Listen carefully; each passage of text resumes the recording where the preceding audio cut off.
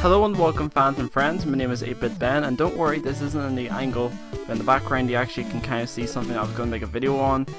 Once I finish that project, I'm going to make a video on it. Today, we're going to cover all of my home consoles I've ever owned, except for one, because the other one is in the car and I just can't be bothered really taking it out.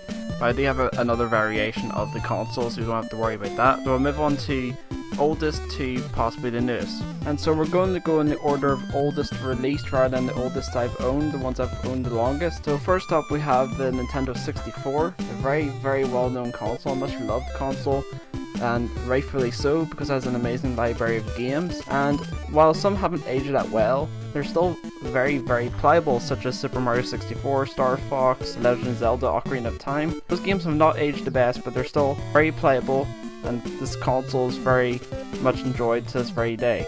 Next up we have the very legendary Nintendo GameCube and also Game Boy Player, and of course this accessory only works with the Nintendo GameCube.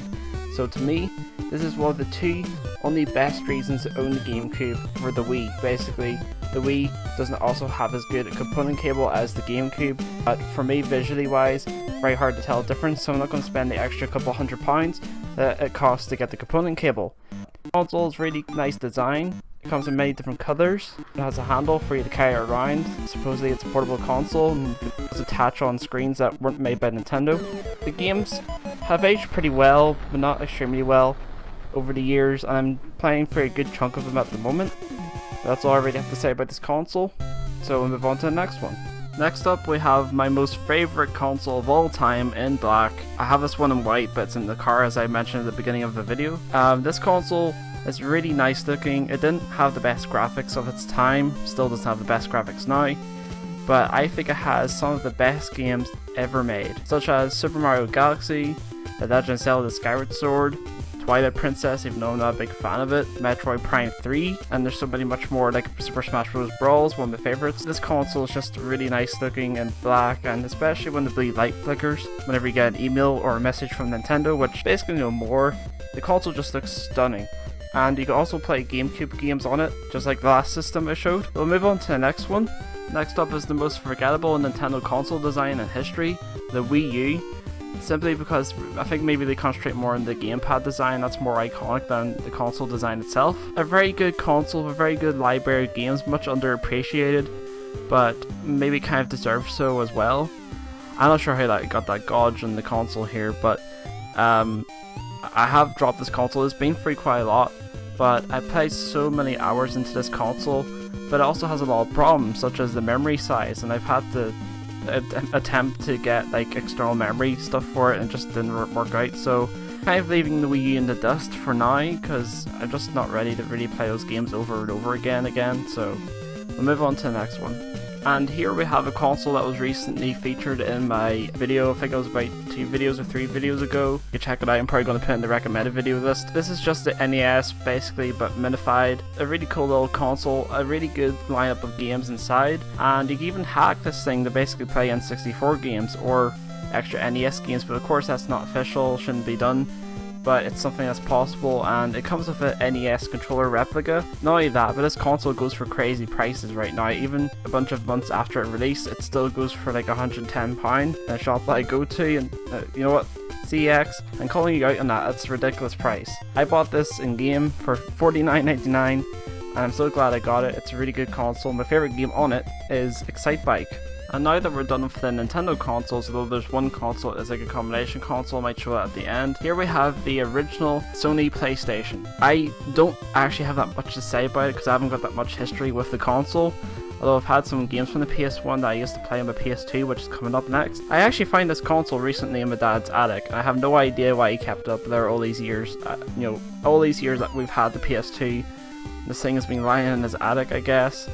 And it's just strange. I mean, this thing still goes for a good chunk of money, but the games on it have aged really badly, and that's where the flaw kind of lies with the original PlayStation. But you have such classics as Crash Bandicoot and Gran Turismo and Grand Theft Auto, I think, was on this thing. We'll move on to the next one because I haven't got that much more to say about the original PlayStation. So if the original Game Boy and Game Boy Color were not the things that had started off my gaming career, it was the original PS2. Unfortunately, this is not my original PS2, but one I had bought a couple of years ago from, again, the Game Trader in Belfast. And this console is just a nostalgia trip for me. It's just so many amazing games: Sonic Heroes, Gran Turismo, James Bond. Like, you have so many different games on this thing. If you haven't ever played the PS2, you should definitely pick it up, or play some PS2 games through the PS3 store if you have a PS3. That's coming up next. I'm going to show that thinner version that I got recently off my friend Matthew. I'm going to give you a shout out. Thanks very much, Matthew, you gave it for a good deal. And immediately it hits you like a smack in the face how small this thing is in comparison to the other version. Here we have the thinner version of the PS2, known as the PS2 Slim. The only disadvantage I think in this console is it hasn't got a power switch, so if you like to not run the power in this thing 24/7, but usually I turn the switches off at night anyway. This console is really convenient. It's so tiny. It's definitely one of the smallest consoles ever made, and I want to use this more often than the bigger version, but with the way it's kind of working out now, I'm using the chunkier version on my TV here that you see. I'm hoping to get around to playing the PS2 games that I bought for the system, and we'll move on to the PS3. Now, this thing is a freaking behemoth. The flipping size of this console is ridiculous. It basically takes up a whole shelf on my TV display stand. Sorry, it's a bit dusty. I absolutely love this console. Unfortunately, I wasn't able to use the PS2 capability, like put PS2 discs in it and play it with a PS3 controller or something like that. I thought this was that console, but no. Fortunately, whenever I got it, that was taken off the PlayStation store. But no harm to them anyway, because the games I ended up getting for this system is amazing. I got this way after like even the PS4 came out, I think, and the PS3 is a really amazing console overall. A really good library of games, quite affordable as well, and yeah, you can play everything from the PS1 to the PS3, and that's a really good library in itself. The backlog of games that it has on the online store are pretty affordable prices in comparison to what you find in the second-hand shops. So yeah, that's all I have to really say about the PS3. And somehow I almost forgot to include the PS4, so I'm going to have to redo the last clip I just recorded. This console, I got it, I think it was about 2 years after release. I thought I'd just go ahead and get it since I have every other PlayStation, or at least most PlayStations at that point. I thought this console would be amazing. It hasn't wowed me a lot. There's only been a handful of games I've gotten for the system that kind of made it feel like worthwhile, such as Tearaway, Steep, Trackmania Turbo. Some of those aren't exclusives to the PS4. It's also Ratchet & Clank, which was an amazing game, probably would have been system seller for me. In fact, that's what I got the system for, was the new Ratchet & Clank game. This system is really big. It has a good amount of memory. I think it was 250 gigabytes, and I'll be able to hold all my games on it, and also the digital library is quite good on the PS4, but when it comes to buying games in the system, it can be very dear at times. You just have to kind of shop around, and I actually had messed up this particular PlayStation at one point. I had to get it repaired. I decided to open it up one day just to have a wee look inside what it looked like on the inside. That is not a good idea to do. Don't do it, otherwise you're going to have to pay a good chunk of money to get it repaired. But yeah, this is a really nice looking system. There's a Pro version, which I don't know if I'll ever get it. Maybe a couple of years from now I might get the Pro version, maybe sell this one, but I like the PS4, but it's definitely not my favourite system. It's not the one I play the most, and I prefer to play retro games over the more modern ones because I can go at my own pace more. So yeah. And last but certainly not least, the Retron 5. This console is amazing. Now, it's not 100% perfect, but it's pretty close. I would say it's probably about 98% perfect when it comes to playing games from multiple consoles. When it comes to SNES, as far as I know, it's perfect. Now, Game Boy and Game Boy Advance, it could be a little bit glitchy, but it hasn't actually stopped me from playing any games. It's more like flickery sort of sprites, but I think that has to do with the games themselves and how they run on the system.